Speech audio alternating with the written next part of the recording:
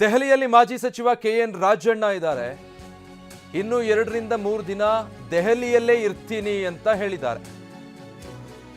ಸಿಗುವ ದೆಹಲಿಯಲ್ಲೇ ಇರ್ತೀನಿ, ಹೈಕಮಾಂಡ್ ನಾಯಕರನ್ನ ಭೇಟಿ ಆಗ್ತೀನಿ, ಯಾವ ನಾಯಕರು ಸಿಗ್ತಾರೆ ಅವರನ್ನು ಭೇಟಿ ಆಗ್ತೀನಿ ಅಂತ ಹೇಳಿದ್ದಾರೆ. ಆದಷ್ಟು ಬೇಗ ಹೈಕಮಾಂಡ್ ಗೊಂದಲವನ್ನ ಸರಿಪಡಿಸಬೇಕು, ಏನಾದರೂ ಒಂದು ತೀರ್ಮಾನ ಹೇಳಬೇಕು, ಇಲ್ಲದಿದ್ದರೆ ಪಕ್ಷಕ್ಕೆ ಸರ್ಕಾರಕ್ಕೆ ಇದರಿಂದ ದುಷ್ಪರಿಣಾಮ ಆಗುತ್ತೆ ಅಂತ ಪ್ರತಿಕ್ರಿಯಿಸಿದ್ದಾರೆ.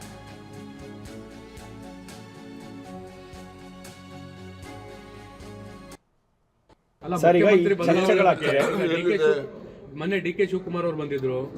ಅವರು ಬಂದಿದ್ದಾರೆ, ಅವ್ರ ಪ್ರಯತ್ನ ಇರ್ಬೋದು, ಇನ್ನೊಂದಿರ್ಬೋದು, ಅಂತಿಮ ನಿರ್ಣಯ ಯಾರ್ದಪ್ಪ? ಯಾಕೆ ಹೈಕಮಾಂಡ್ ಇಷ್ಟೊಂದು ಒಂದು ಫರ್ಮ್ ಡಿಸಿಷನ್ ತಗೊಳ್ತಿಲ್ಲ ಅಂತ ನಿಮ್ಮಲ್ಲಿ ಕಾರ್ಯಕರ್ತರಿಗೆ ಮೆಸೇಜ್ ಕೊಡಬೇಕಾಗಿದೆ.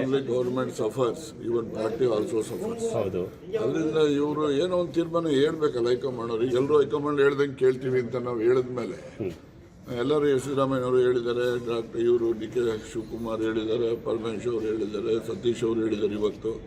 ಹೀಗೆ ಎಲ್ಲರೂ ಹೇಳಿರುವಾಗ ಇವರು ಅಂತಿಮವಾಗಿ ಒಂದು ಅಭಿಪ್ರಾಯವನ್ನು ಸೂಚನೆ ಮಾಡ್ತಕ್ಕಂಥದ್ದು ಪಕ್ಷ ಮತ್ತು ರಾಜ್ಯ ಸರ್ಕಾರದ ದಕ್ಷತೆಗೂ ಕೂಡ ಅದು ಅನುಕೂಲ ಆಗ್ತದೆ ಅಂತೇಳಿ ನನ್ನ ಅಭಿಪ್ರಾಯ. ದೆಹಲಿಯಲ್ಲಿ ಮಾಜಿ ಸಚಿವ ಕೆಎನ್ ರಾಜಣ್ಣ ಇದ್ದಾರೆ. ಇನ್ನು 2 ರಿಂದ 3 ದಿನ ದೆಹಲಿಯಲ್ಲೇ ಇರ್ತೀನಿ ಅಂತ ಹೇಳಿದ್ದಾರೆ. ಸಿಗುವ ದೆಹಲಿಯಲ್ಲೇ ಇರ್ತೀನಿ, ಹೈಕಮಾಂಡ್ ನಾಯಕರನ್ನ ಭೇಟಿ ಆಗ್ತೀನಿ, ಯಾವ ನಾಯಕರು ಸಿಗ್ತಾರೆ ಅವರನ್ನು ಭೇಟಿ ಆಗ್ತೀನಿ ಅಂತ ಹೇಳಿದ್ದಾರೆ.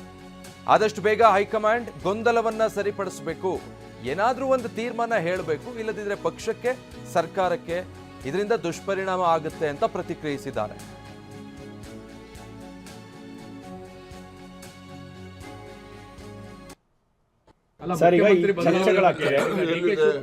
ಮೊನ್ನೆ ಡಿ.ಕೆ. ಶಿವಕುಮಾರ್ ಅವರು ಬಂದಿದ್ರು. ಅವರು ಬಂದಿದ್ದಾರೆ, ಅವ್ರ ಪ್ರಯತ್ನ ಇರ್ಬೋದು, ಇನ್ನೊಂದಿರ್ಬೋದು, ಅಂತಿಮ ನಿರ್ಣಯ ಯಾರ್ದಪ್ಪ? ಯಾಕೆ ಹೈಕಮಾಂಡ್ ಇಷ್ಟೊಂದು ಒಂದು ಫರ್ಮ್ ಡಿಸಿಷನ್ ತಗೊಳ್ತಿಲ್ಲ ಅಂತ ನಿಮ್ಮಲ್ಲಿ ಕಾರ್ಯಕರ್ತರಿಗೆ ಮೆಸೇಜ್ ಕೊಡಬೇಕಾಗಿದೆ. ಗವರ್ಮೆಂಟ್ ಸಫರ್ಸ್, ಇವನ್ ಪಾರ್ಟಿ ಆಲ್ಸೋ ಸಫರ್ಸ್. ಹೌದು, ಅದರಿಂದ ಇವರು ಏನೋ ಒಂದು ತೀರ್ಮಾನ ಹೇಳ್ಬೇಕಲ್ಲ ಹೈಕಮಾಂಡ್ ಅವ್ರಿಗೆ. ಎಲ್ಲರೂ ಹೈಕಮಾಂಡ್ ಹೇಳ್ದಂಗೆ ಕೇಳ್ತೀವಿ ಅಂತ ನಾವು ಹೇಳಿದ್ಮೇಲೆ ಎಲ್ಲರೂ ಸಿದ್ದರಾಮಯ್ಯವರು ಹೇಳಿದ್ದಾರೆ, ಇವರು ಡಿ.ಕೆ. ಶಿವಕುಮಾರ್ ಹೇಳಿದ್ದಾರೆ, ಪರಮೇಶ್ವರ್ ಅವರು ಹೇಳಿದ್ದಾರೆ, ಸತೀಶ್ ಅವರು ಹೇಳಿದ್ದಾರೆ ಇವತ್ತು. ಹೀಗೆ ಎಲ್ಲರೂ ಹೇಳಿರುವಾಗ ಇವರು ಅಂತಿಮವಾಗಿ ಒಂದು ಅಭಿಪ್ರಾಯವನ್ನು ಸೂಚನೆ ಮಾಡ್ತಕ್ಕಂಥದ್ದು ಪಕ್ಷ ಮತ್ತು ರಾಜ್ಯ ಸರ್ಕಾರದ ದಕ್ಷತೆಗೂ ಕೂಡ ಅದು ಅನುಕೂಲ ಆಗ್ತದೆ ಅಂತೇಳಿ ನನ್ನ ಅಭಿಪ್ರಾಯ.